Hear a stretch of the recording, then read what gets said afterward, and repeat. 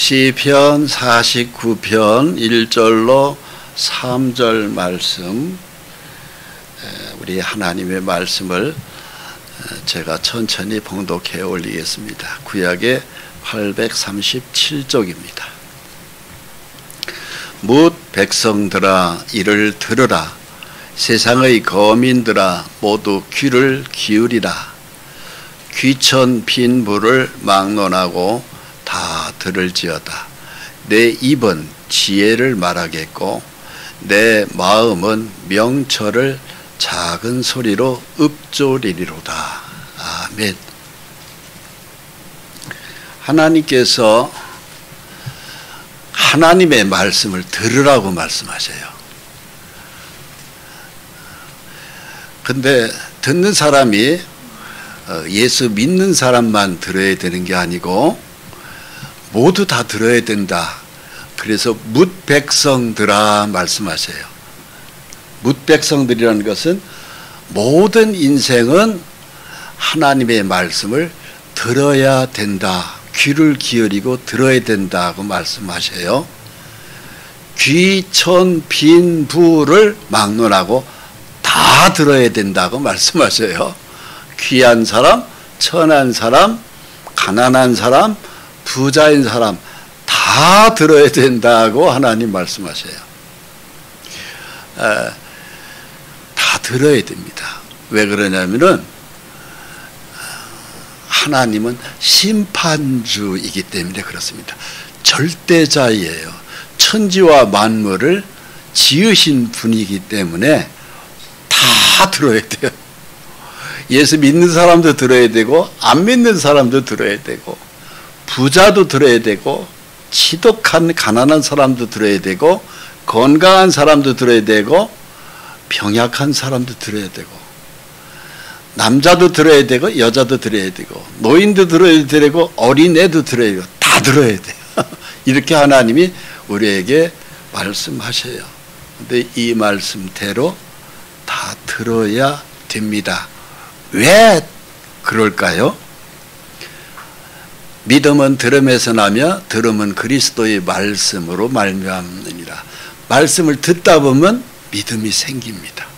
그래서 믿음을 가져야 천국 갈 수 있고 믿음을 갖지 못하면 하나님의 심판 대상이 되기 때문에 그렇습니다. 오늘 말씀은 대략 세 가지의 말씀으로 은혜를 함께 나눌 건데요. 첫째는 인류의 운명이 성경에 자세히 예언되어 있어요. 즉 인류의 운명이 성경에 기록이 다 끝나 있습니다. 또 한 가지는 그 인류의 운명 속에서 각 개인도 굉장히 중요하잖아요. 즉 저와 여러분들 이 말씀을 듣는 나는 그러면 내 운명은 어떻게 앞으로 전개될 것인가 중요하지 않습니까? 그래서 개인의 운명도 오늘 말씀을 함께 소개를 함께 드릴 것입니다. 그럼 어떻게 해야 될까? 우리의 미래는 어떻게 살아야 될까? 이거에 대해서 또 성경은 어떤 것이 현명한 삶일까? 이런 거에 관하여 대략 세 가지의 주제로 하나님의 말씀을 나누도록 하겠습니다. 우선 지금 과학 문명이 굉장히 발달하고 있습니다. 그야말로 어느 정도로 발달을 하고 있습니까? 우주선을 쏴서 달나라를 사람을 그쪽에 보내고 또 화성에다가 달에 가보니까는 물 한 방울이 없으니까 새 한 방울 풀 한 포기가 없으니까 달은 정복했다고 해주면 정복된 게 아니잖아요. 가봐야 살 수 없다는 걸 알으니까 이번에는 화성에다가 사람을 또 인공위성을 쏴서 보내고 있습니다. 근데 화성도 마찬가지로 현재까지 과학이 물 한 방울, 풀 한 폭이 발견이 되지 않고 있습니다. 화성에는 물이 있다고 하는데 그것이 고체이기 때문에 아직까지도 정확하게 쓸 수 있는 물이 아니다고 하는 것이 추측입니다. 고다에 가까운 곳이 금성입니다만 섭씨 300도의 굉장한 불덩어리고 밤에는 엄청나게 영하 100도까지 내려가는 얼음덩어리고, 그러니까 금성도 가봐야 인간이 생명을 살 수가 없다고 하는 것이 현대 과학의 발견입니다. 그러면 인간은 이 지구밖에 살 곳이 없어요. 현재까지 발견된, 우리가 살고 있는 이 땅에서만 대기권 안에 들어오면 하늘에는 새가 날고, 땅 위에는 풀이 있고 새들이 있고 꽃이 있고 식물이 있고, 그리고 바다에 들어가면 수만 가지의 물고기들이 떼져 사는 곳, 여기에 하나님이 우리를 이 땅에다가 만들어 놓으신 거예요. 이 땅에서 네가 살아라. 하나님, 근데 이 땅이 너무 오염이 됐잖아요. 일산화탄소는 점점 많아지고, 또 시원하게 사는 에어컨은 빵빵하게 잘 돌아가서 좋은데 산업혁명 이후에 이 땅에서는 지금 대기권이 오염이 되어서 북극은 얼음이 자꾸 녹아져 내리고 남극도 함께 녹아져 내리고, 그러다 보니 바다의 해수면은 자꾸 높아지고, 또 우리가 버린 쓰레기는 바다가 다 오염되고 이상하잖아요. 그래서 겨울에는 눈이 와도 이제 보통 눈이 오는 게 아니고 어마어마한, 집을 그야말로 다 덮는 정도로 눈이 5m까지 일본에서는 왔잖아요. 우리나라는 그 정도의 눈은 안 오지만은 가까운 일본은 집이 그냥 다 덮일 정도로 눈이 왔습니다. 거기다가 미국의 캘리포니아에서는 산불이 나고 캐나다도 마찬가지고 지금 지구가 몸살을 앓고 있습니다. 그럼 어떻게 이 지구를 앞으로 하나님의 계획은 어떨 것인가? 이 성경에 자세하게 하나님이 우리를 사랑하셔서 하나님의 백성들이 사는데 아주 좋은 환경으로 하나님은 다시 만들어주마. 때가 되면은 다시 만들어주겠다는 것이 하나님의 계획입니다. 그럼 마지막 인류 역사의 끝은 어떻게 됩니까? 지금 잘 아시던 대로 A1 로봇가 지금 컴퓨터가 전 세계를 지금 장악하고 있습니다. 그런데 A1 컴퓨터, 인공지능 컴퓨터, A1 컴퓨터보다 더 무서운 컴퓨터가 지금 양자 컴퓨터가 또 만들어지고 있어요. 오늘 아침에 KBS에서 나오는 과학부 장관의 하는 이야기를 제가 유심히 들어봤습니다. 지금 있는 A1 컴퓨터는 그거보다 수천 배 발달한 양자 컴퓨터가 지금 또 만들어지고 있는데, 그것이 가장 앞쪽 나라가 지금 현재로서는 중국이랍니다. 또 미국이 봐도 우리나라의 컴퓨터 수준은 지금 현재 약 한 세계에서 8위 정도가 한다고 합니다. 자, 이렇게 과학 문명이 고도로 발전하면 발전할수록 이상하죠. 생태계, 우리가 살고 있는 자연 환경은 더 피폐해지고, 여름에는 엄청나게 더 더워지고, 겨울에는 엄청나게 추워지고, 그리고 뿐만이 아니고 자꾸 암 환자가 많이 생기고 나오고 있잖아요. 그래서 그런 것들에 대해서 성경은 벌써 예언이 다 되어 있습니다. 자, 보시겠습니다. 요한계시록 16장 11절에 암병에 관하여 이렇게 성경은 이미 2000년 전에 기록을 끝냈습니다. 하나님이 아픈 것과 종기로 말미암아, 이 종기가 암이 종기거든요. 내내 하늘의 하나님을 비방하고 그들의 행위를 회개하지 아니하더라. 지금 암 환자가 제 주변에도 굉장히 많아요. 저는 엊그제 어느 사무실에 회의를 갔다가 깜짝 놀라는 소식을 들었어요. 제 친구가 2달 전에 파킨슨 병원으로, 당뇨로, 여러 가지 병으로 한 2달 전에 죽었더라고요. 그것도 저한테 왜 연락을 안 하냐니까 전화번호가 지워져 가지고 연락을 할 수가 없었다는 거예요. 오늘날 이렇게 사람들이 무서운 병으로 많이 죽어가고 있습니다. 이런 것들이 성경에, 이런 속에서 사람이 병에 걸리면 하나님을 비방해요. 자기 행위는 회개하지 않습니다. 병에 안 걸리는, 그 병이라는 것도 마귀가 주는 건데 그걸 안 걸리게끔 하는 것이 성경에 나와요. 하나님의 뜻대로 살면 그런 병이 안 옵니다. 건강해질 수 있어요. 지독하게 가난해지지 않아요. 남한테 사기당하지 않아요. 우리가 죽어라고 버는 그 재정, 돈을 남한테 빼앗기지 않는다는 얘기입니다. 우리가 사기만 당하지 않아도요, 우리는 얼마든지 이 땅에서 사는데 돈으로 부족함이 없이 살 수 있어요. 이런 몸에 병이 온다든가 건강을 잃는다는 것이 그냥 예사일이 아닙니다. 하나님의 뜻대로 가야 돼요.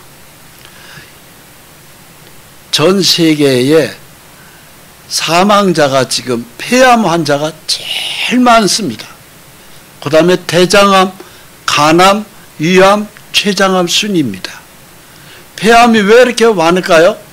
담배를 피기 때문에 그렇잖아요. 또 뭐 때문에 그럴까요? 자동차 배기가스, 공장에서 나오는 일산화탄소가 이 대기를 오염시켜서 숨을 쉴 수가 없을 정도잖아요. 저도 어쩌다가 한 번씩 서울을 갈 때가 있습니다. 저희 딸 때문에 가끔 가야 될 수밖에 없는 환경이 있을 때 있어요. 근데 가면은 제가 서울에서만 40년 살다 내려왔는데요. 그냥 바로 내려오고 싶을 정도로 서울은 가고 싶지가 않은 도시가 되어버렸어요. 왜?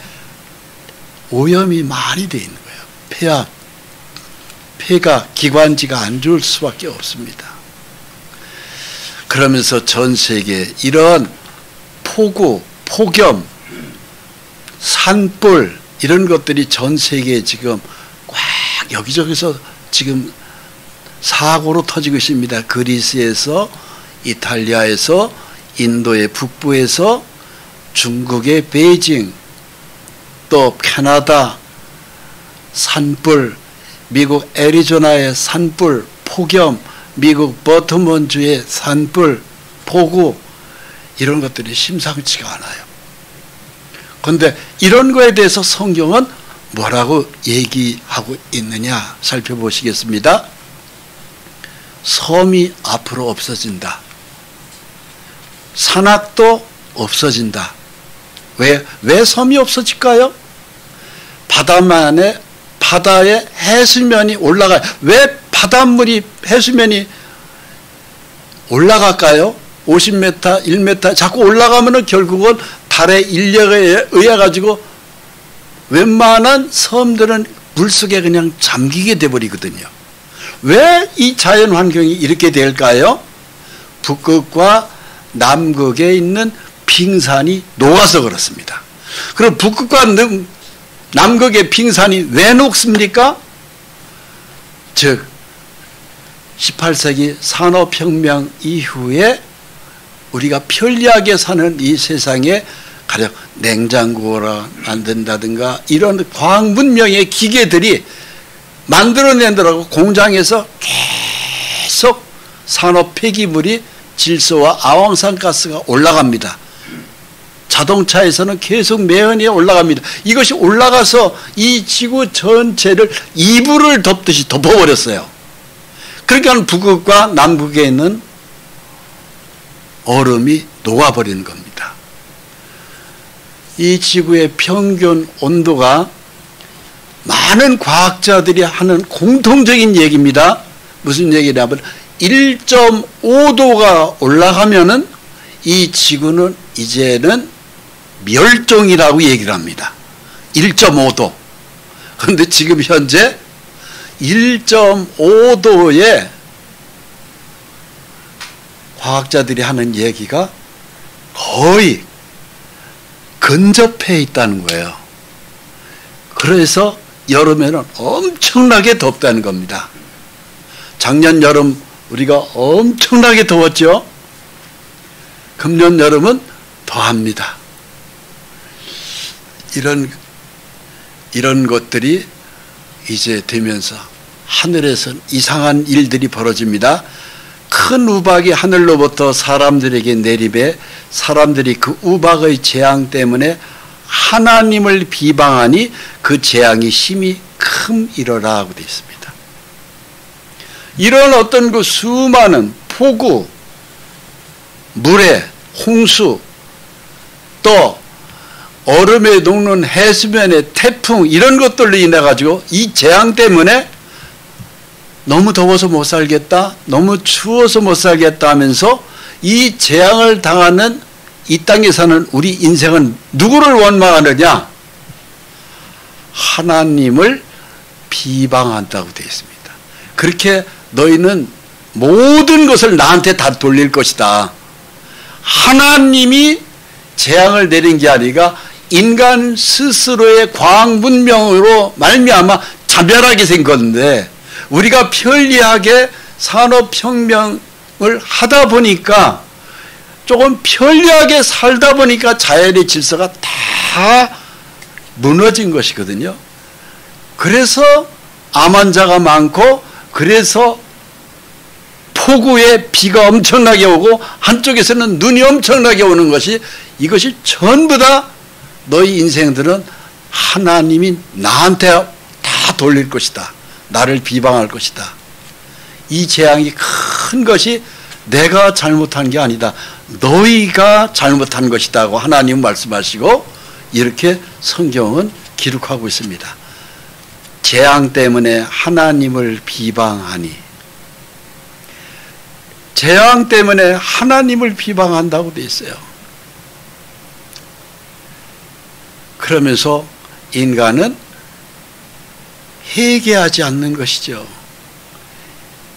이런 엄청난 재앙을 가지고 하나님을 비방할 게 아니고 우리 스스로를 돌아보고 참으로 하나님 앞에 우리가 죄짓지 말고 살았으면은 이런 재앙이 오지 않는데 이 모든 원인을 하나님께 돌리면서 인생들은 살 것이다.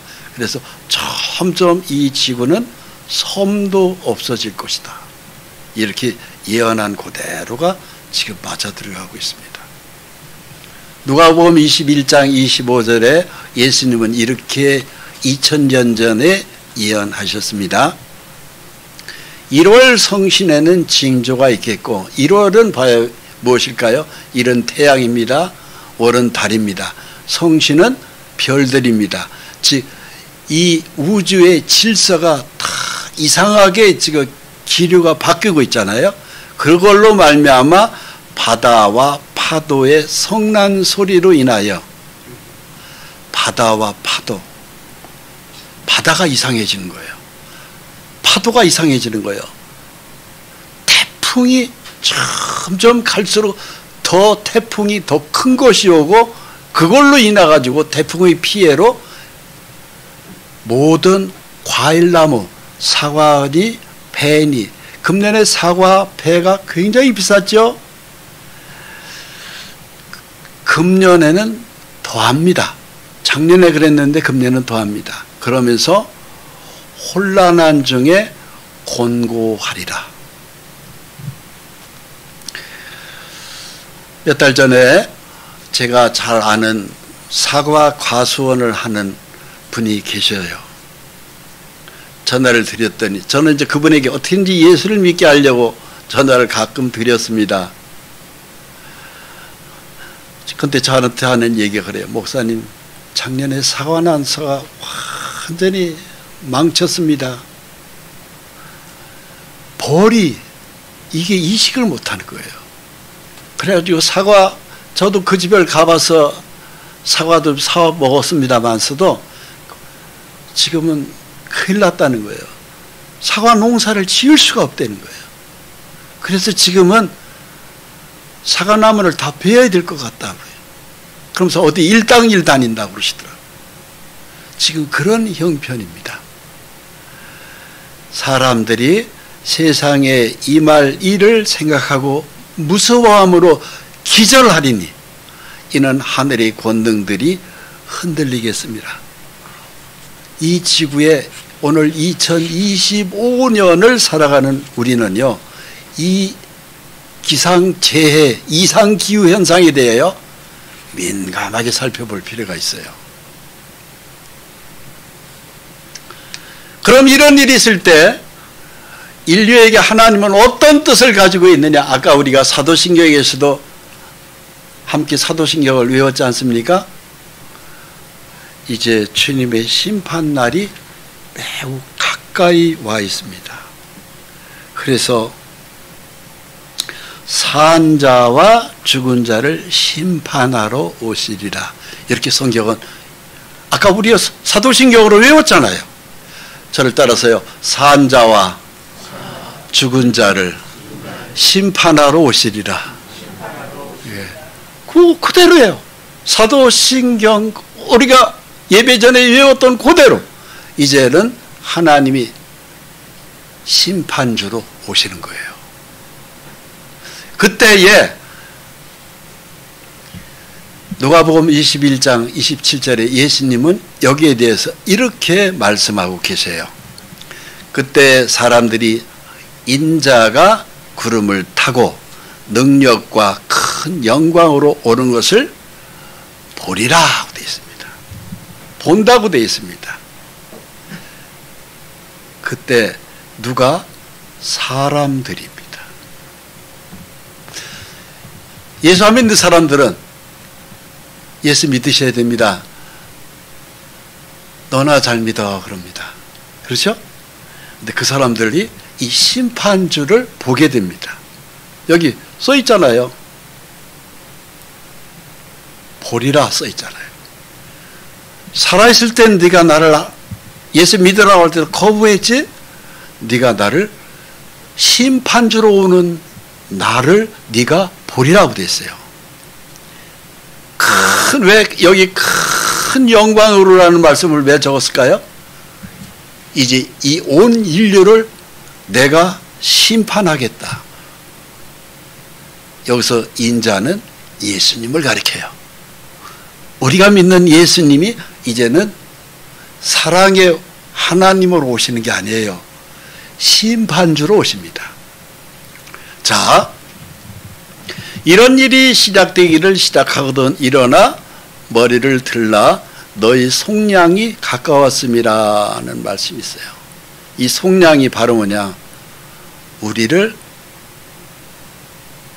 데리러 오시겠다 이 소리입니다.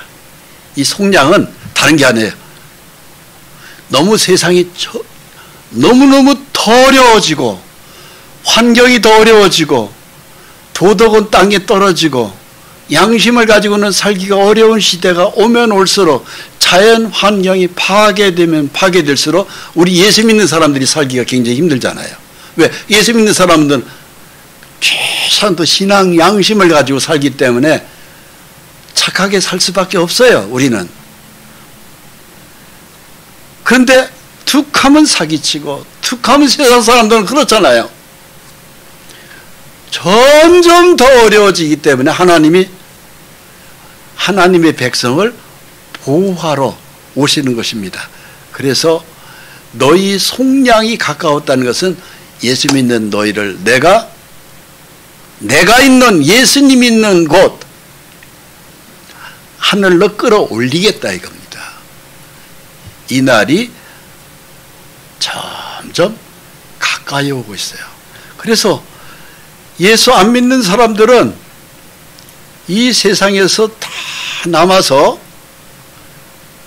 예수 믿는 사람들을 끌어올리는 이 예수님을 너희가 보게 될 것이다 하고 예언되어 있습니다. 볼 것이다. 그러면 우리는 이 속에 지금 있잖아요. 있다가 여기저기서 이제 하늘나라로 우리가 예수님이 계신 곳으로 거처가 옮겨지는 것입니다. 이렇게 올라가요.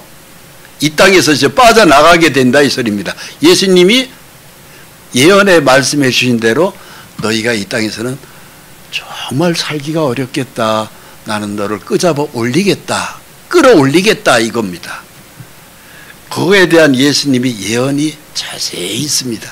마태복음 24장 40절입니다. 그때 두 사람이 밭에 있으며 한 사람은 데려가고 한 사람은 버려둠을 당할 것이요. 자, 두 사람이 밭에서 콩밭에서 콩을 메고 있어요. 함께 고구마를 캐고 있어요. 감자를 캐고 있어요. 밭에서 일을 하고 있어요. 두 사람이 나란히. 근데 하나는 데려가고 하나는 남게 된다. 예수 안 믿는 사람은 남게 되고 믿는 사람은 데려가고 이 소리예요. 여기에 한 사람 옆에 데려가는 사람이 누구냐? 데려감을 당하는 사람이 바로 성도입니다. 즉 저와 여러분들이 여기에 해당돼요. 안 믿는 사람은 옆에서 같이 감자 캤던 사람이 조금 전까지 호미로 감자를 캤던 사람이 한 사람이 갑자기 없어졌어요. 이 사람 어디 갔어? 아무리 기다려도 안 나타납니다. 간 거예요. 그리고 버려지는 사람, 이 사람을 혼자서 감자 캐야 돼요. 이제 그 날이 점점 오고 있습니다. 두 여자가 맷돌질을 하고 있으며, 이 맷돌질이라는 것은 우리 어렸을 때 많이 하는 걸 봤는데요. 이 둘이 이렇게 맷돌을 갈잖아요. 지금 막 믹서기에다가 막 왕 갈아버리는 많은데 옛날에 이렇게 맷돌을 돌렸어요. 우리 어머님 고모가 이렇게 대청마루에서. 그럼 거기다 콩도 넣고 하면은 막 가르면은 이것이 쭉 물이 흐르면 그걸 거두어서 콩국수 만들어 주시면 참 맛있게 먹었던 기억이 있거든요. 둘이 나란히 앉아서 맷돌질을 했는데 한 사람은 가고 한 사람은 남는 거예요. 즉 믿는 사람만 가고 믿지 않는 사람은 남는 겁니다. 자, 보세요. 예수 믿은 것을 잘 하신 것입니다. 예수 믿습니까? 아멘. 그래서 하나님이 우리에게 말씀하십니다. 예수님 말씀입니다. 깨어있으라. 신앙에 잠자지 말아라 이거예요. 깨어있으라는 것은 집에서 저녁에 밤에 주무시지도 말고 이래 얘기가 아닙니다. 신앙에서 믿음으로 깨어있어야 된다 이 소리입니다. 어느 날에 너희 주가 임할는지 너희가 알지 못함이라. 이 날은 점점 내가 볼 때는 굉장히 가까이 와 있어요. 몇 년, 몇 월, 며칠에 올실지 하는 건 저도 모릅니다. 그걸 아는 사람은 한 사람도 없습니다. 그런데 임박한 건 사실이에요. 주님이 오시면 이제 갑니다. 자, 이 말씀이 또 있습니다. 그러면서 이 세상이 7년간 대환란으로 들어가 버려요. 우리가 가고 난 다음에 이 세상은 대환란입니다. 그럼 어떤 일이 벌어지는지 아십니까?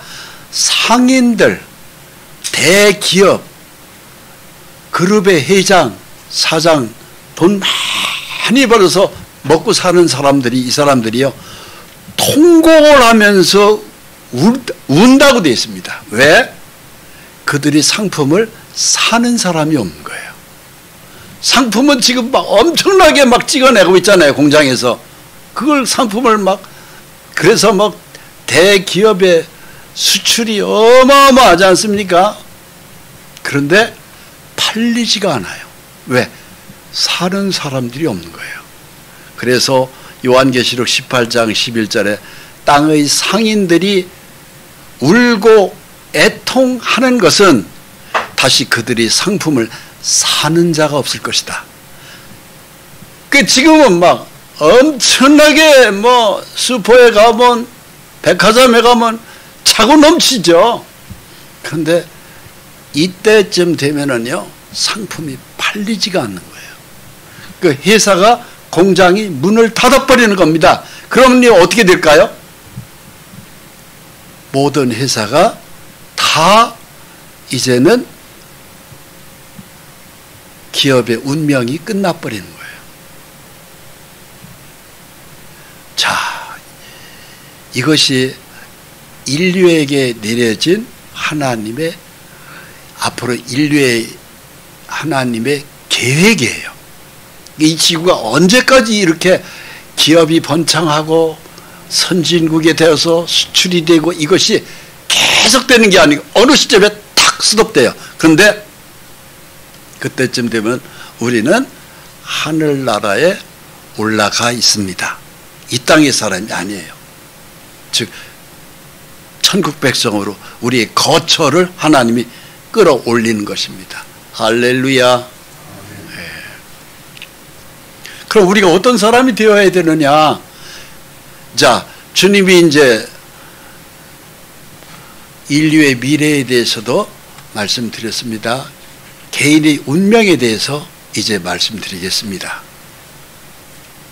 누가 묻기를 죽은 자들이 어떻게 다시 살아나며 어떠한 몸으로 오느냐? 고린도 교회 성도들에게 보낸 사도 바울의 편지입니다. 제일 중요한 것은 죽고 난 다음에 다시 살아나냐? 살아나는 몸은 어떤 몸이냐? 이거 우리가 참 궁금하잖아요. 살아나냐?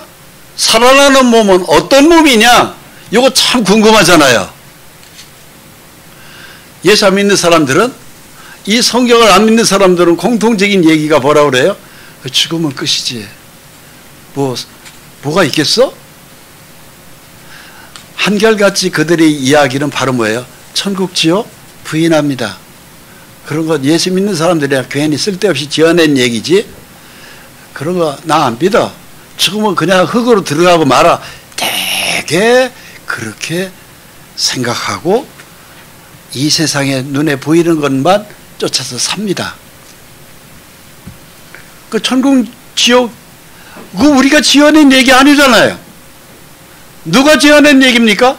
성경에 기록되어 있는 얘기입니다. 성경에. 여러분, 이 성경에는 천국 지옥에 대해서 어떻게 얘기할까요? 분명하게 있다고 얘기합니다.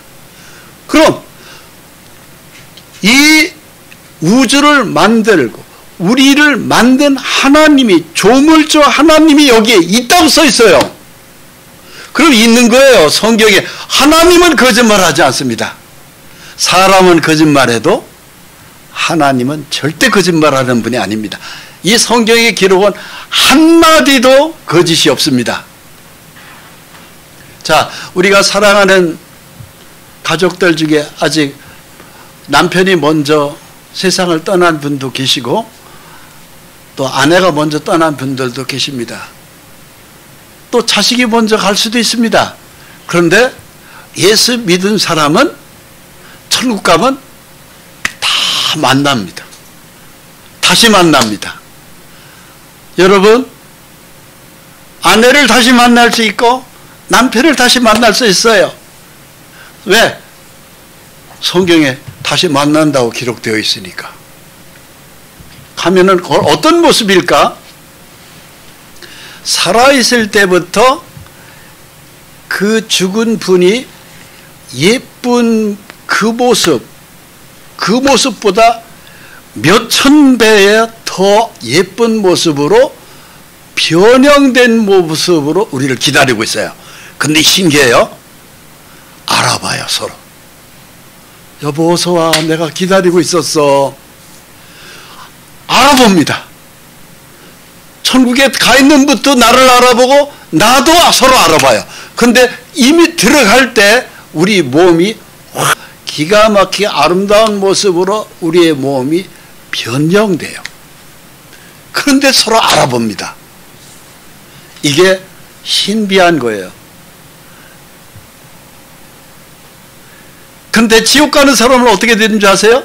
지옥 가는 사람도 이 몸이 변형돼서 들어가는데 형벌받는 몸으로 바뀌면서 지옥에 들어가는데, 지옥의 특징이 유황불이거든요.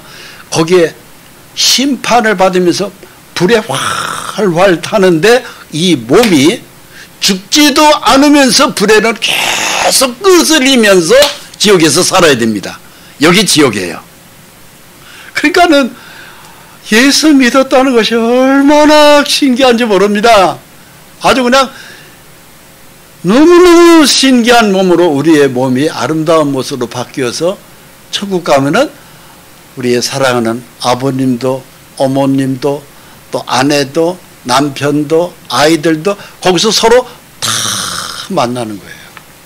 그게 천국입니다. 그곳으로 우리를 하나님이 데려가시겠다는. 그래서 어떻게 다시 살아나며 어떠한 몸으로 오느냐에 대해서, 개인의 운명에 대해서 성경은 자세하게 예언하고 있습니다. 자, 우리는 이 그림을 같이 살펴볼 필요가 있어요. 왜? 이건 부활에 관계된 거거든요. 다음 달 4월 20일 날에 금년 2025년 부활절 예배입니다. 근데 부활절 예배하면 우리는 얼핏 생각해 예수님 부활절을 생각하는데, 예수님만 부활되는 게 아니고요, 우리도 부활되는 거예요. 우리의 몸이 바뀌는 것은 바로 우리의 몸이 부활되는 걸 설명하는 겁니다. 그것을, 이 부활을 우리가 이해하려면 예수님의 부활을 살펴봐야 됩니다. 이걸 믿어야 돼요. 그래야 우리도 똑같이 부활되는 것이거든요. 예수님이 십자가에서 못 박히셨어요. 무덤을 열고 들어가셨는데 이 무덤을 열고 나오셨죠. 살아나셨습니다. 예수님이 분명히 말씀하셨거든요. 십자가에 못 박혀 죽기 전에 나를 위하여 울지 말라. 그러면서 예수님이 십자가에 못 박히기 전에 제자들하고 막 헤어질 때 그러셨어요. 그러면서 내가 예루살렘과에 들어가 장로와 서기관들에게 붙잡혀 죽임을 당하고 제3일에 다시 살아나리라.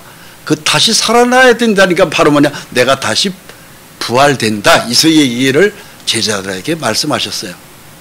그 예수님은 십자가에 못 박혀 돌아가셨어요. 3일 후에 분명히 예수님이 시체를 무덤의 굴 속에 넣고 무덤 문이 돌문으로 닫혔습니다. 정확하게 3일 새벽에 막달라 마리아가 그 무덤을 가봤습니다. 무덤 문이 열려있고 주님이 시체가 안 보이는 거예요. 그날 저녁에 제자들이 다 모인 그곳에 예수님이 문이 열리지도 않았는데 주님이 쓱 들어오신 거예요. 그리고 너에게 평강이 있을지어다 그러면서 예수님이 십자가에서 못 박힌 손가락과 그리고 옆구리 창자국을 보여준 거예요. 부활의 몸을 보여준 것이다. 이게 바로 그 장면입니다. 이때에 예수님의 제자 중에 도마가 없었습니다.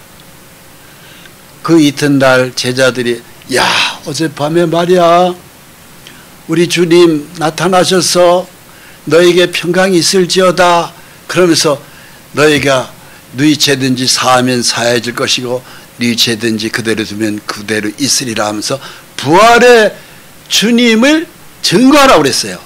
근데 그 자리에 없었던 도마에게 그 이튿날 낮에 만났겠죠. 어이 도마야, 어젯밤에 말이야 부활의 주님을 우리가 만났어 얘기했겠죠.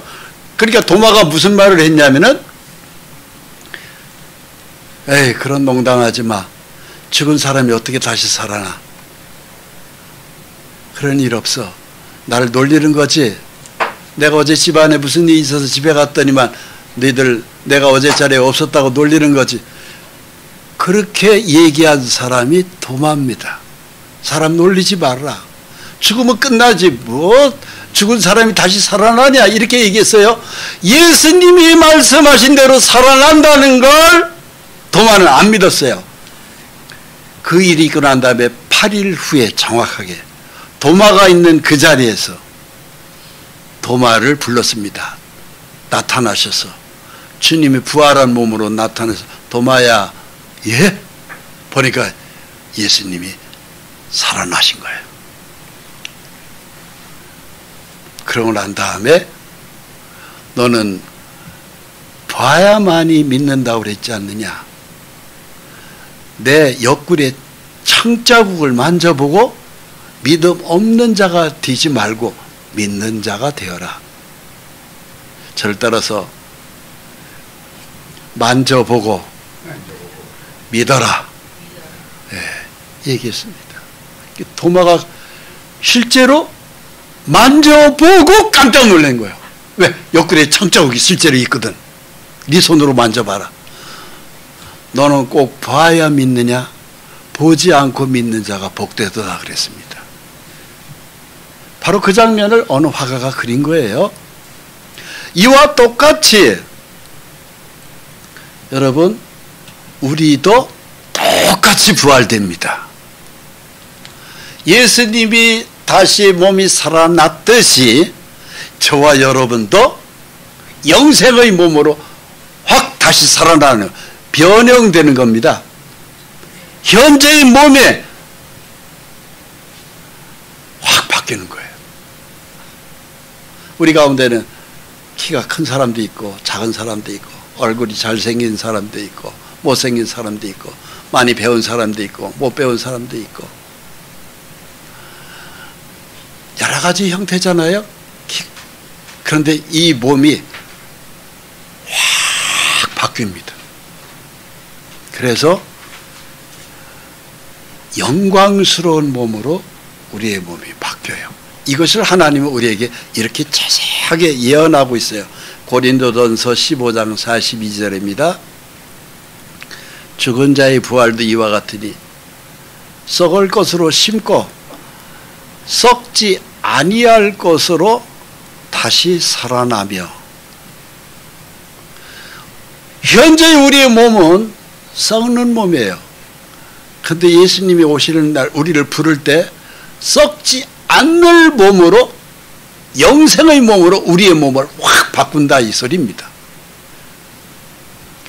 욕된 몸으로 신고 사람들이 아 내가 키가 작아, 아 저 사람 얼굴이 못생겼어, 많은 사람들이 손가락질하고 우리를 욕합니다. 그게 욕된 거예요.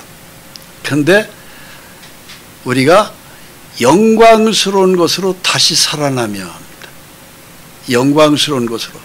우리의 몸이 키가 작으면 사람들이 야 저렇게 멋있나, 저렇게 날씬하나, 저렇게 멋있는 사람, 예쁜 사람인가.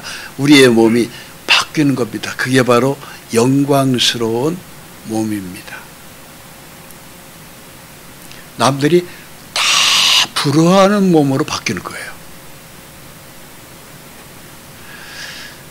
약한 것으로 심고, 현재는 내가 몸이 약해요.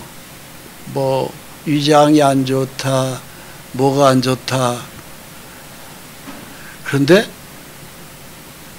강한 몸으로 다시 살아나며 바꿔주겠다는 겁니다. 이게 약속이에요. 하나님의 말씀은 1.1획도 거짓이 없습니다. 그대로 믿으시면 됩니다. 아, 나는 너무 뚱뚱해. 아니요. 멋있는 몸으로 바뀝니다. 육의 몸이 심고, 육의 몸으로 심고라고 되어 있어요. 신령한 몸으로 다시 살아난다고 되어 있어요. 하나님이 다시 살아난다면 살아나는 겁니다. 근데 여기에서 심고라고 하는 것이 있어요. 심고. 현재 우리가 신앙생활하는 게 이게 심는 겁니다. 오늘도 오늘은 몸도 찌부둥하고 비도 올 것 같은데 교회 가지 말고 오늘은 그냥 텔레비전이나 보면서 집에서 그냥 있을까? 근데 아니야. 받은 은혜 예수님을 생각해서 오셨습니다. 참 잘 오셨어요. 이게 심는 거예요. 내가 하나님 앞에서 내가 믿음으로 심는 거예요. 교회 출석도 심는 것이고 교회 하나님 앞에 드리는 정성을 이긴 11조의 헌물이든 기타 헌물이든 심는 거예요. 누구 미워하는 사람이 있어요. 속으로는 그 마음에서는 막 정말 믿고 그냥 한 대 뺨이라도 때려 죽을 정도로 아주 진짜 형편없는 사람이 원수 같은 사람이 있어요. 근데 주님이 내가 너희를 사랑했듯이 너도 사랑해라. 허물을 덮어줘라. 하는 말씀이 우리에게 떠오릅니다. 성령님이 그래 주님이 내 죄를 십자가에서 용서했듯이 내가 미워하는 저 사람 미워하면 안 돼. 용서하라고 하는 대로 나도 용서할 거야. 말씀을 따라서 믿음으로 그렇게 행동했을 때 사랑으로 행동했을 때 그게 힘든 거예요. 헌금이 됐던 사랑이 됐던 교회 출석이 됐던 남에게 양보하는 것이 됐던 이런 모든 것들이 다 육의 몸으로 심는 겁니다. 근데 이것이 심어졌을 때 결과는 어떻게 되느냐? 신령한 몸으로 다시 살아날 때 그 믿음으로 심은 것이 영광의 몸으로 확 바뀌는 거예요. 그 몸 가지고 천국에서 영원히 사는 것입니다. 이 말씀 이해됩니까? 굉장한 거예요. 지금 이 말씀은요, 우리 개인의 신앙생활에 영원한 운명을 찾아가는 길입니다. 그래서 현재 우리 육의 몸이 있듯이 영의 몸도 있다고 분명히 말씀하고 계십니다. 그래서 현재 우리가 현재 육의 몸이 있잖아요. 키가 적든 크든 가난하든 예쁘든 좀 못생겼든 상관없어요. 영원히 사는 몸으로 우리 몸이 확 바뀌는 거예요. 그 몸으로 육신을 가지고 신앙생활한 그 신앙의 믿음으로 심은 몸으로 영원히 삽니다. 이게 천국이에요. 굉장히 신비한 거예요. 요한복음 11장 23절에 우리가 잘 아는 말씀, 부활절 때마다 꼭 읽는 말씀입니다. 베다니 나사로에 부모가 없이 사는 3남매가 있었습니다. 남자 이름은 나사로, 여자의 두 형제 이름은 그 언니가 마르다, 동생의 이름은 마리아입니다. 부모 없이 살았어요. 그 예수님이 그 베다니에 전도를 가시면 꼭 그 집에서 식사도 하시고 그 집에 부모 역할을 했던 것 같아요. 그랬는데 그 집에 초상이 났습니다. 대를 이어야 될 나사로가 병들어 죽은 거예요. 예수님이 다른 곳에 전도하다가 나사로가 죽은 지 나흘 만에 그 집에 다시 오셨어요. 그러고 난 다음에 마을 어귀에서 언니 마르다가 왜 일찍 오셨습니까? 주님이 제 집에 그냥 계셨더라면 내 오라비 마르다 나사로가 죽지 않았을 텐데 이미 나흘 전에 죽어서 장례 치렀습니다. 너무 늦게 오셨네요. 이렇게 된 거죠. 근데 예수님이 그 마르다를 보고 하시는 말씀이 이런 말씀을 하시는 거예요. 네 오라비가 다시 살아나리라 얘기하시는 겁니다.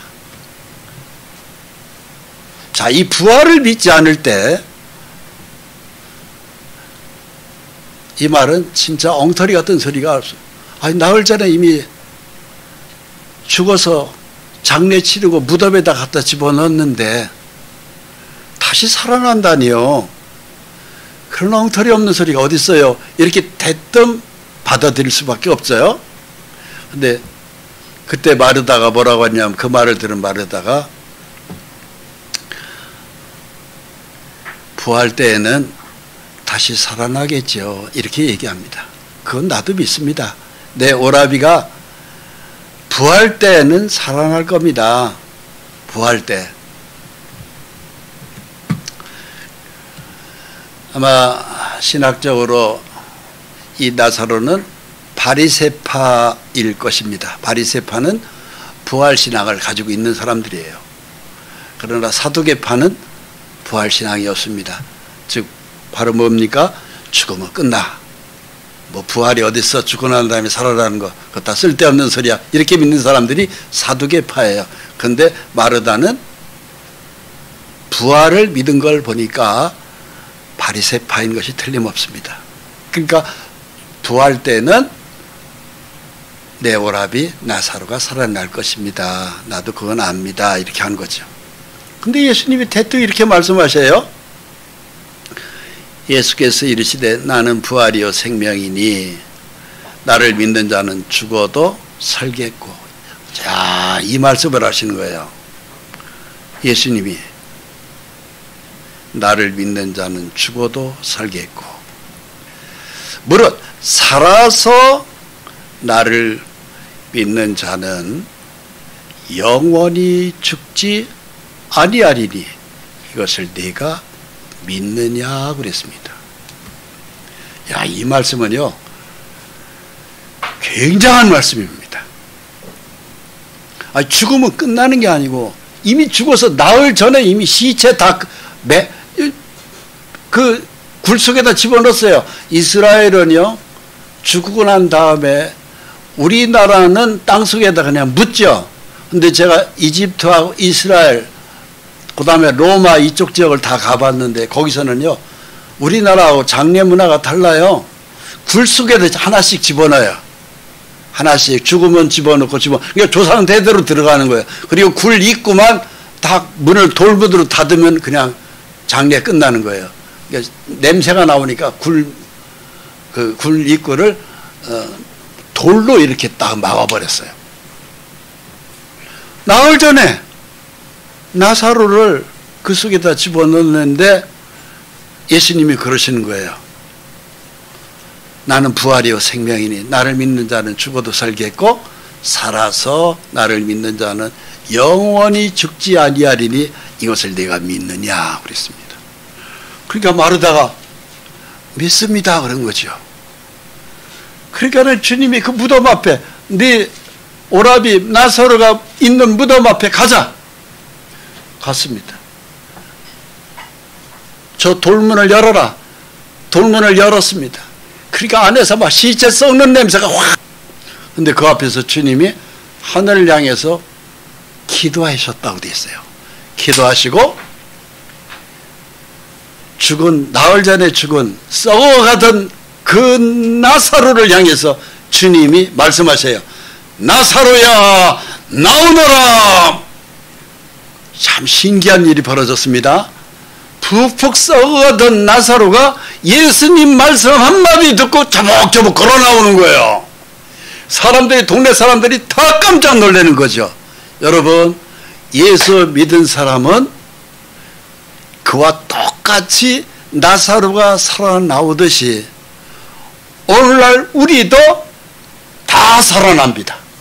영생의 몸으로 바뀝니다. 그게 바로 부활신앙입니다. 믿으십니까?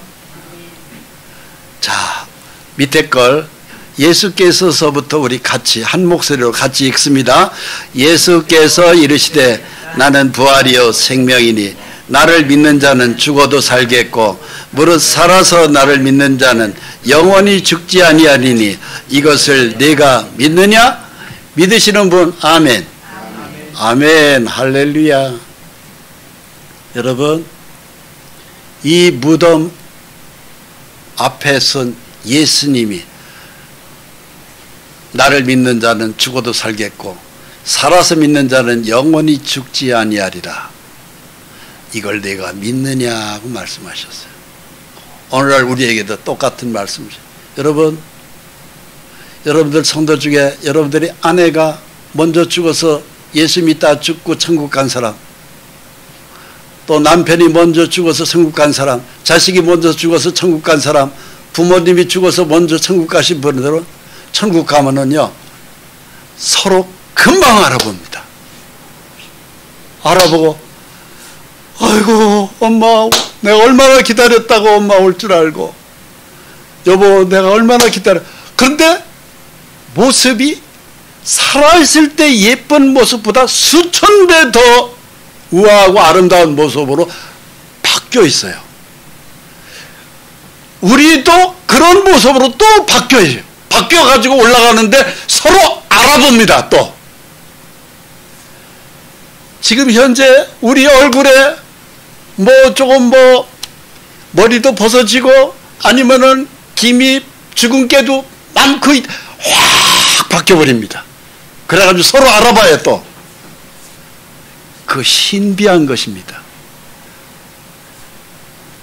믿으십니까? 할렐루야. 그래서 고린도전서 15장 38절에 이 말씀도 굉장히 중요합니다. 하나님이 그 뜻대로 그에게 형체를 주시되 각 종자에게 그 형체를 주시느니라. 육체는 다 같은 육체가 아니니 하나는 사람의 육체요 하나는 짐승의 육체요 하나는 새의 육체요 하나는 물고기의 육체라. 여기서 사람의 육체라는 것은 하나님을 믿을 때 사람입니다. 하나님을 믿지 않는 사람들은 성경에요 짐승이라고 표현하는 거예요. 짐승. 그래서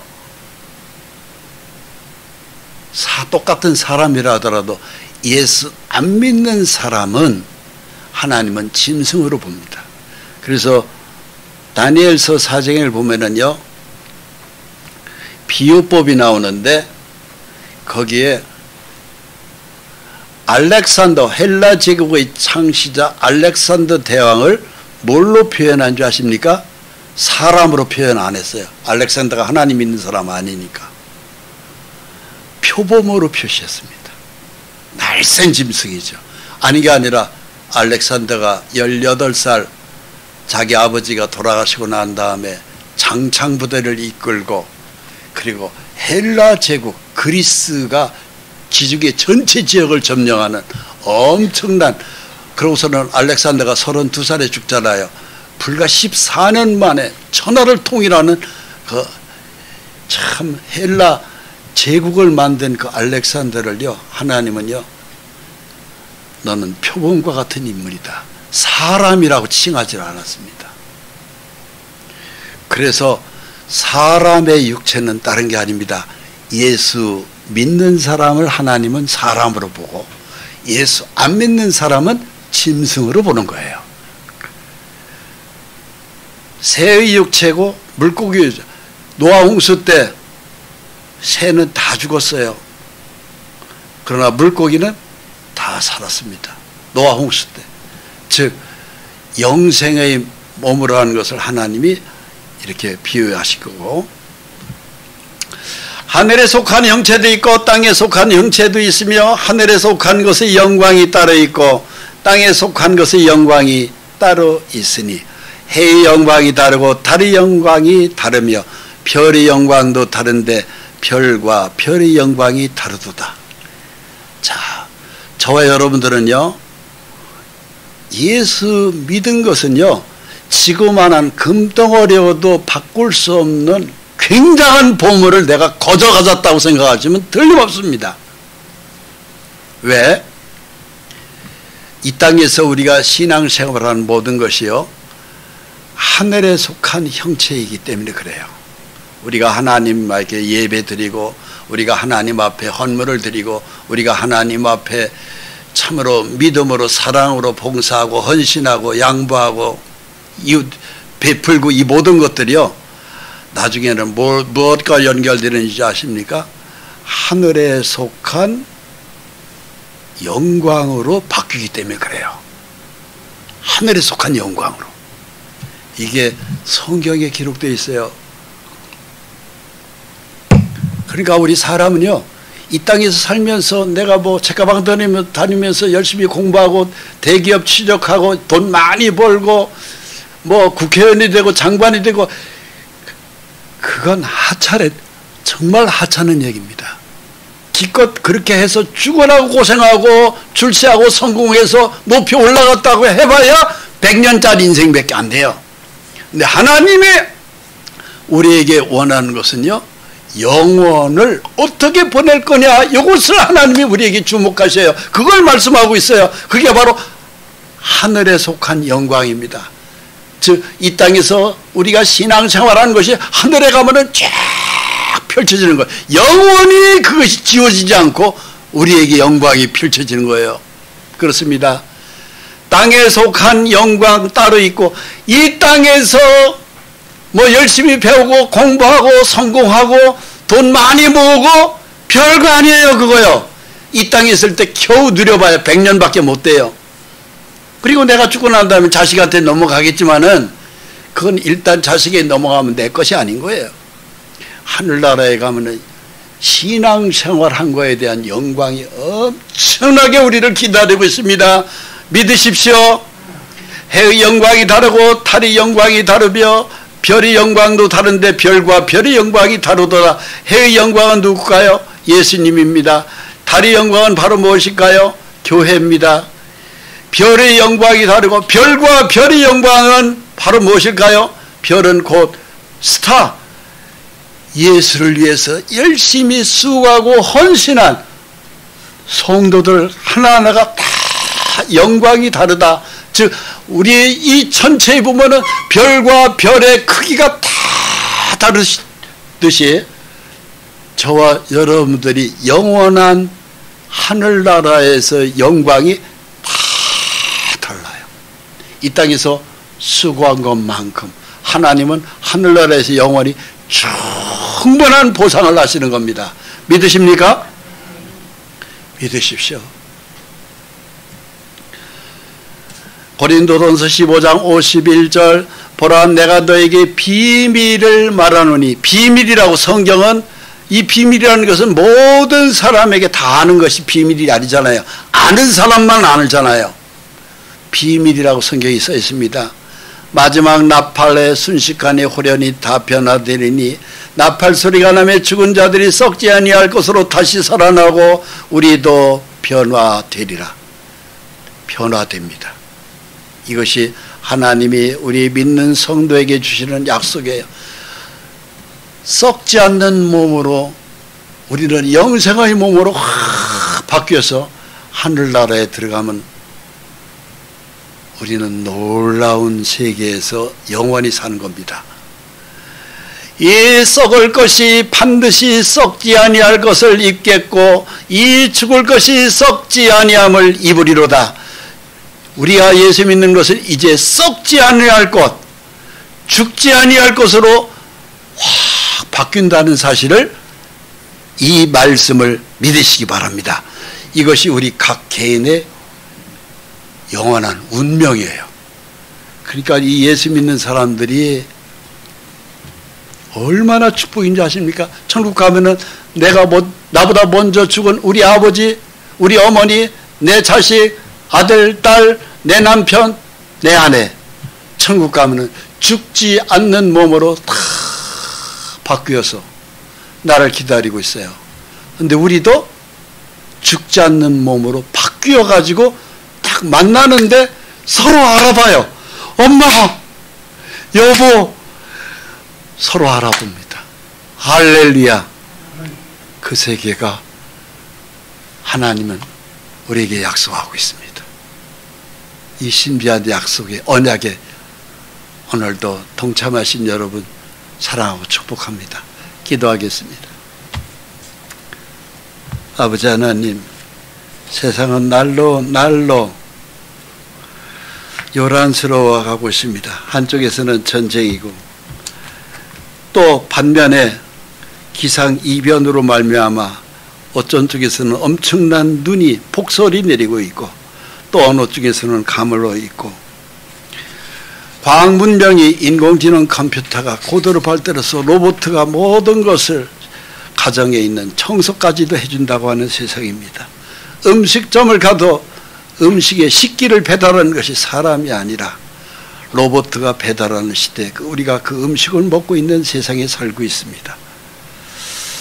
북극과 남극의 얼음은 이제 점점 더 녹아져서 해변의 도시들이 잠식되고 있고 작은 섬들은 물속에 잠기는 시대에 살고 있습니다. 이 모든 것들이 성경에 기록된 말씀대로 성경을 우리에게 하나님 풀어주시고 믿게 하심을 감사합니다. 우리가 어쩌다가 예수를 믿어서 하나님의 사랑을 깨닫고 오직 오늘도 예수로 살아가는 저에게 이 말씀을 풀어주심을 믿습니다. 아버지 하나님이시여, 주의 재림이 언제인지는 하는 것은 알 수 없으나 어느 때라도 주님 앞에 섰을 때 조금 더 부끄럽지 않는 믿음으로 우리가 쓸 수 있도록 오늘 이 말씀을 들은 우리 성도들 한 사람도 빠짐없이 하늘나라에 다 그 이름이 생명책에 기록되기를 바라고 이후에 하나님 나라에 함께 다 또 모여서 주님께 예배할 수 있도록 우리의 믿음을 더 굳게 세워 주시옵소서. 예수 그리스도의 존귀한 이름으로 기도합니다. 아멘.